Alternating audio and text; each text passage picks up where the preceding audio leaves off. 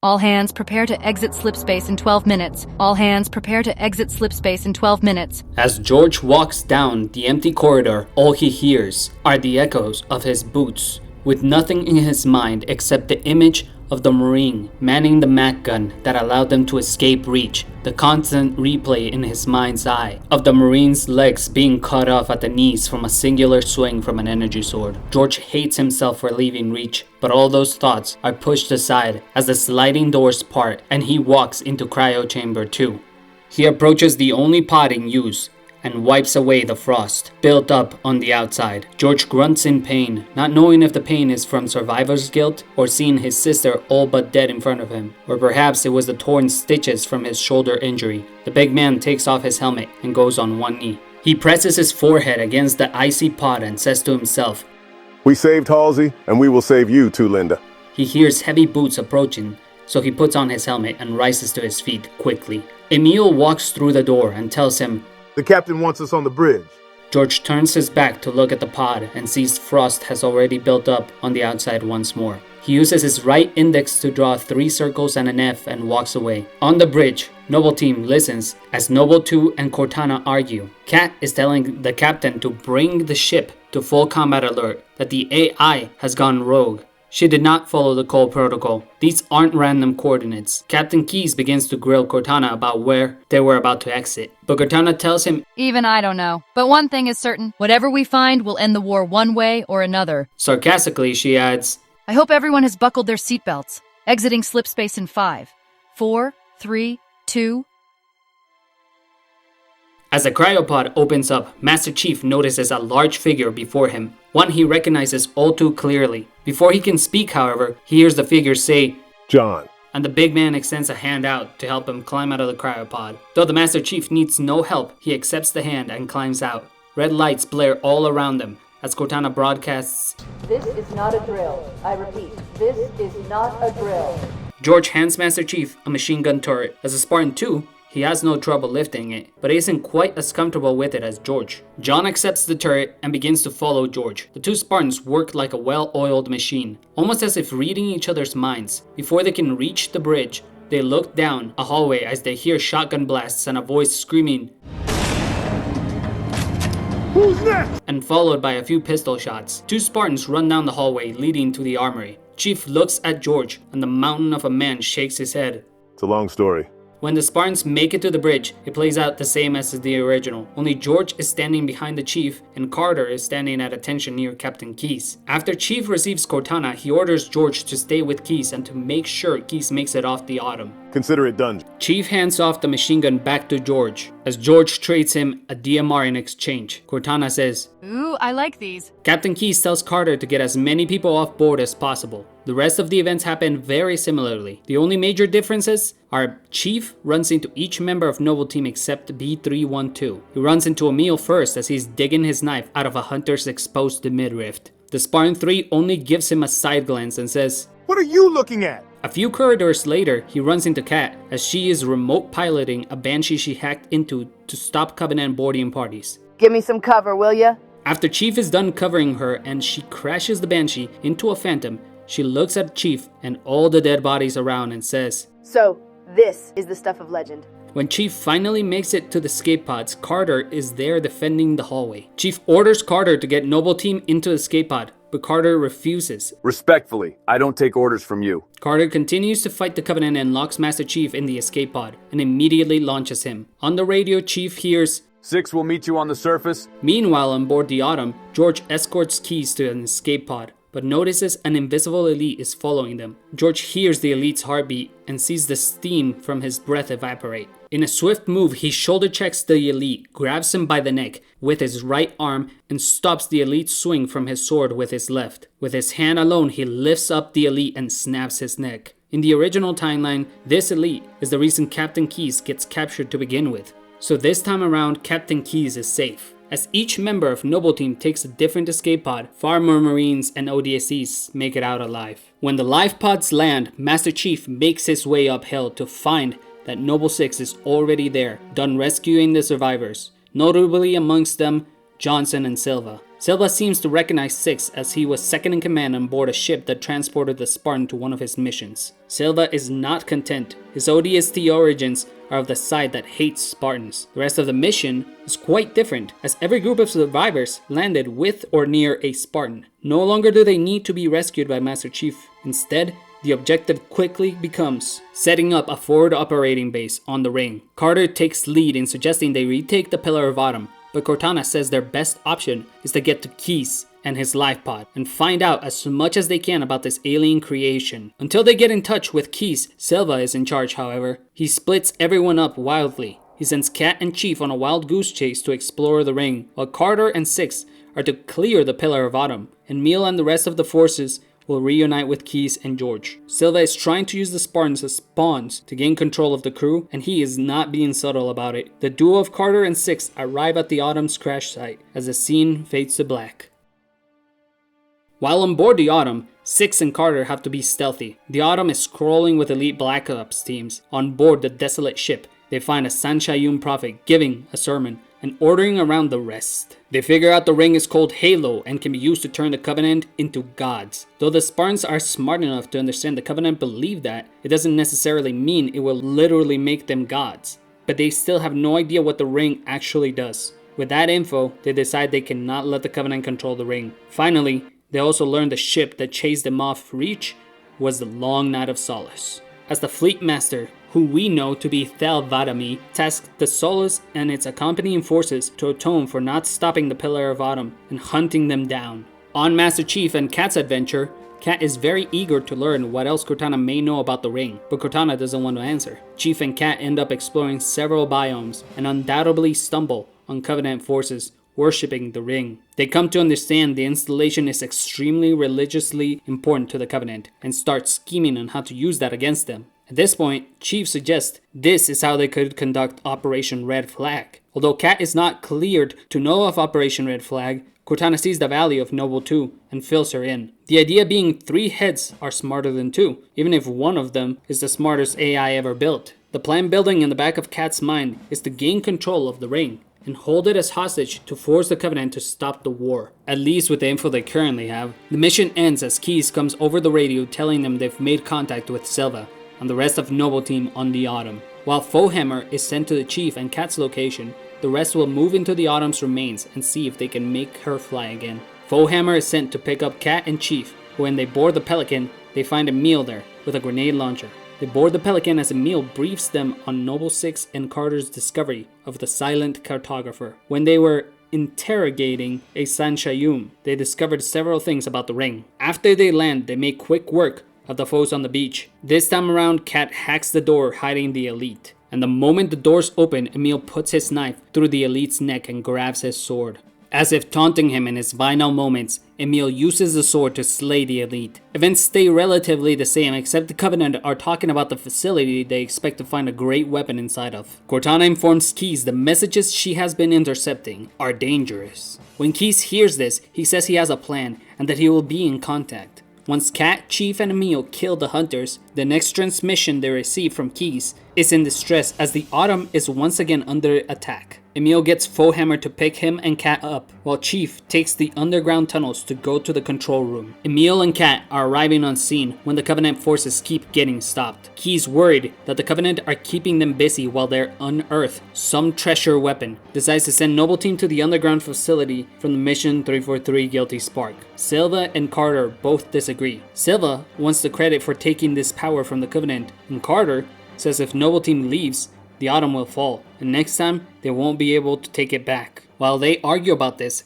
there is yet another Covenant assault. Carter suggests sending Noble 6, and Silva says he can lead the mission alongside some ODSTs. They'll be able to move in quietly and quickly. Keys thinks it over, and we jump to Master Chief's point of view. Finally alone with Cortana, he asks her about the Spartan-IIIs. He wants to learn about them as much as possible, and he wants to know why he was never informed about them. Cortana says she doesn't have the full story, but it seems Oni kidnapped the Spartan-II and had him listed as MIA to train hundreds of orphans. Like how the original trained the Spartan-IIs, Chief begins to wonder which one of his brothers or sisters is alive. that he had presumed dead. He asks Cortana to try to piece together whatever information she has on who trained them and where. He was sure they weren't trained on Reach. Ever since the Human Covenant War started, Reach was too busy. There were too many unscrupulous eyes around to go through this kind of program. Master Chief has almost made it to the control room when you cut to Keys requesting Noble 6 and Major Silva.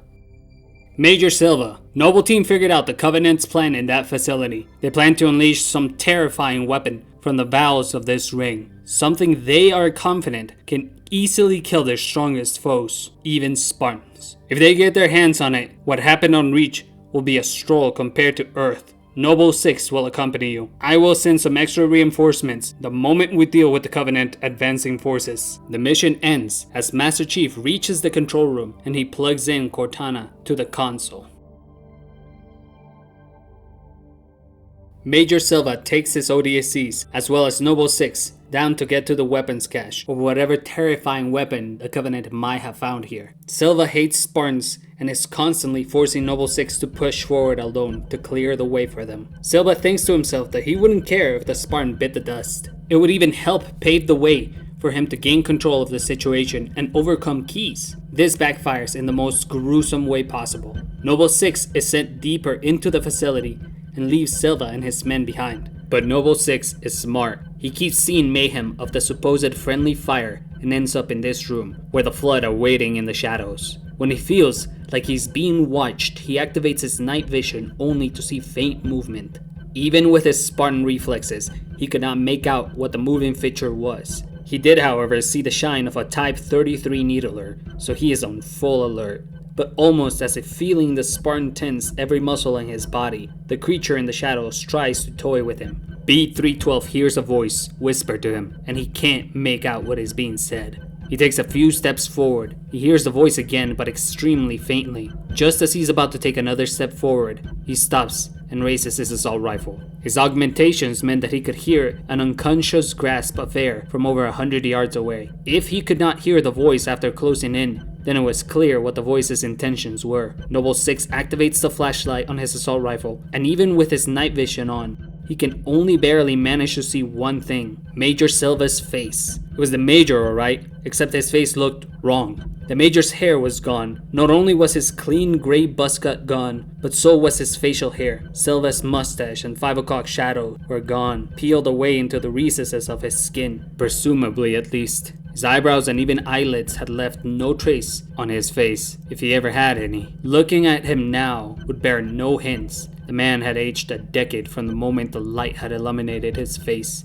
A raspy voice came from the Major, one clearly not his own. What was once a tough, stern, deep voice was now gravel and sharp, with weak mispronunciations. The voice ordered the Spartan to approach, but the Major's mouth never moved. B312 kept his weapon trained on the imposter. Silva's face was still there, but each passing microsecond it receded deeper into itself. Finally, a stream of red blood dripped from Silva's face, followed by an oozing yellow pus. The creature masquerading as Major Silva was gone. In an instant, it leaped towards the Spartan. B312 put several rounds through what should have been the Major's heart, but it did nothing more than explode into more pus. The Spartan was knocked down and pinned underneath the fall Major. Noble 6's adrenaline kicked into gear. The force pushing down on him was more than a stack of dead brutes he had hidden underneath to ambush some approaching leads back in New Alexandria. The shapeless mass on top of him kept sprouting tumors along every surface. Spartan tried to push back on. Seeing as his assault rifle did not stop the Major,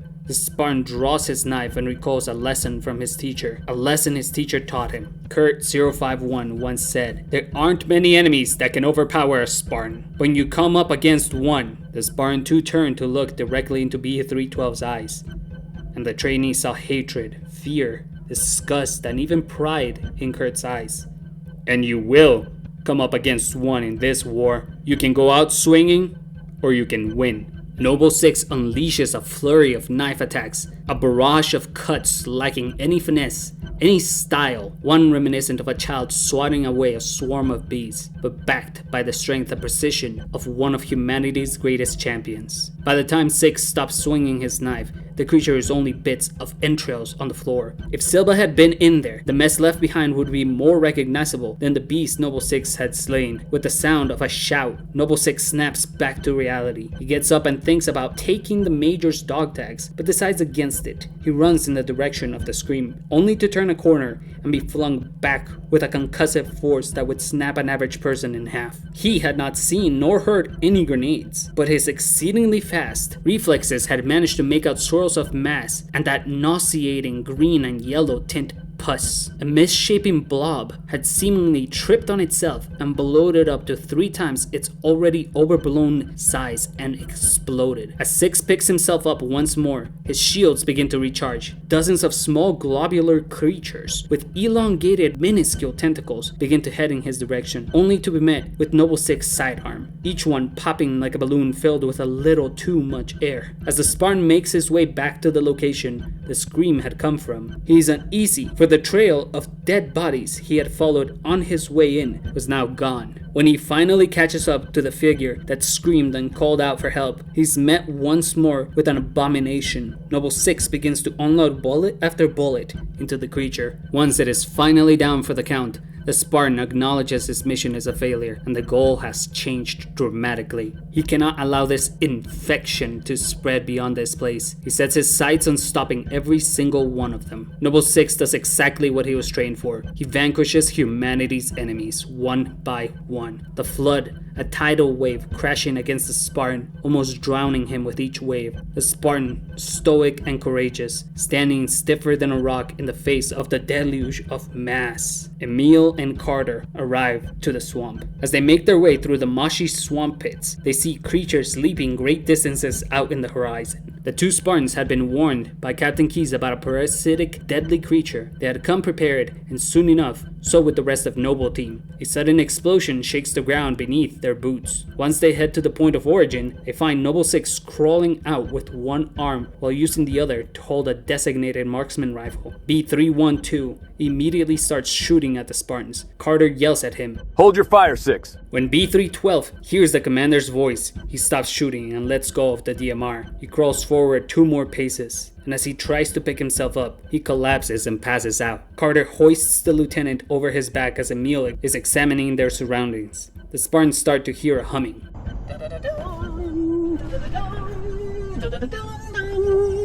As they call back for evac, a flying figure approaches them. Ah, reclaimers, there is more of you. How wonderful. Emil pumps his shotgun, preparing to fire. Carter stops the flying automaton. Identify yourself or we will fire. Greetings. I am the monitor of Installation 04. I am 343 Guilty Spark. Someone has released the flood. What is this place? The installation was specifically built to study and contain the flood. The flood? Tell us about them. How do we stop them? There is no way to stop them, however. Even with his inferior combat suit, this reclaimer performed admirably. Yes, most admirably indeed. You're telling me there's no way to stop them? Well, there is one way. After establishing contact with the monitor, Noble 1 and Ford take the monitor back to the Pillar of Autumn, where the rest of human forces are gathering. After getting to the control room and finding out the purpose of Halo, Chief hurried back the keys, and now no one is at risk of falling for the monitor's tricks. This is actually not even a huge deal this time anyway, because Spartan B312 single-handedly eliminated nearly all of the flood. Some may have escaped, but the monitor currently doesn't consider it enough of an outbreak to warrant the activation of the installation. However, he has begun to make more sentinels. The forces of the flood have been spreading around the ring, consuming the biomass of the local species, but with limited success thanks to the monitor. The captain doesn't want the Covenant to have access to Forerunner technology, so he proposes blowing up the ring. At the mere suggestion, Guilty Sparks almost tries to kill them, but with quick thinking, Kat says they don't have that kind of firepower, unless they use the Autumn's slip space drive as a makeshift bomb. Cortana says, Sure, we could take the sacrifice approach. Or we could use their ship's slip space drive. Keyes likes this plan a lot more. So he declares that Cat, Chief, and Cortana will stay on the Autumn to repair it, at least enough to get out of here. The rest of Noble Team will go activate the Covenant supercarrier's slipspace drive and detonate the ring. Guilty Spark immediately fires his laser at Keys, but Cat gets in the way. Her already robotic arm melts like butter, and she's launched into Keys. Noble Team immediately engages Guilty Spark. Nothing seems to work on him until Emil's grenade launcher EMPs Spark. This doesn't shut him down, but it stops the force field Spark was using. Noble 6 throws a plasma grenade, but the monitor catches it with a beam. The sticky grenade begins to swing around at an incredible speed. Too fast even for the Spartan-IIIs to keep up. Even George can't follow it fast enough, but Chief can. He takes out his pistol and pops it in midair. Half of Guilty Spark gets blown off. When the only remaining pieces land, George stomps on them. With a crackle under his heel, George stomps out the remains. Everyone turns to see Keys on the floor, with Cat attempting to pick him up. The weight of the Spartan flung at Keys nearly killed him, and now half his body is shattered. Keys mumbles through the pain and tells them they have a mission. Chief and Cat get on repairing the Autumn, while some Marines help Keys to the infirmary. Johnson is placed in command. George, Carter, Emil, and Six are transported to near the Long Night of Solace, and much like Truth and Reconciliation and Keys, they have to fight through Covenant and Flood. What little Flood forces escaped the facility managed to engage the Covenant. When Noble Team fights through the supercarrier, George and Six already know the way, but when they get to the slipspace drive, they see it's already been disabled. In fact, most of the ship has been disabled, as the Covenant decided to cripple the ship in order to stop the flood from spreading. They can't blow up the ship, so they contact the Autumn. But in the middle of contacting the Autumn, Six remembers the nuke George and him planted near the reactor. The reactor is completely disabled, but the nuke should at least get the job done. Carter explains the new plan to Johnson, and Johnson tells them that's a one-way trip. Carter starts to give some heroic speech when Cortana cuts him off. With all due respect, this war has enough dead heroes. I'll work on a way to get you out. For now, make sure the nuke will be ready to blow and be ready for pickup. Johnson gives Cortana the command of the ship. Cortana starts up the Autumn. She has the crew go into cryo since most of the ship will be depressurized, and the bridge will be the only safe place from the vacuum of space and the radiation of subspace. The Autumn begins to take off, but the Covenant around the ring waiting for the flood start hunting it down. Once the nuke is ready for detonation, they contact the Autumn. Noble Team will have to do a halo run, much like the Maw, and get from one side of the ship to the other. There, Cortana will fly the Autumn close enough to use the same teleportation system as the Monitor and get Noble Team out, then immediately take a sharp turn, ready to jump into slipspace. Right after Noble Team gets teleported on board the Autumn, Cortana opens a slipspace portal and George detonates the nuke. Right as they enter slipspace and the Covenant is on their trails. The nuke strips their shields unexpectedly and the slipspace portal closes up on them, crushing all the Covenant forces trailing them. Without the protection of their shields, slipspace tears the ships apart. Johnson is astounded. He asks Cortana how she pulled that maneuver. She says she didn't. It was all Captain Keyes. His idea anyway. She merely executed his orders. They all wonder what this maneuver will be remembered as. After the Keyes loop, Master Chief simply says, "The Keyes Gambit.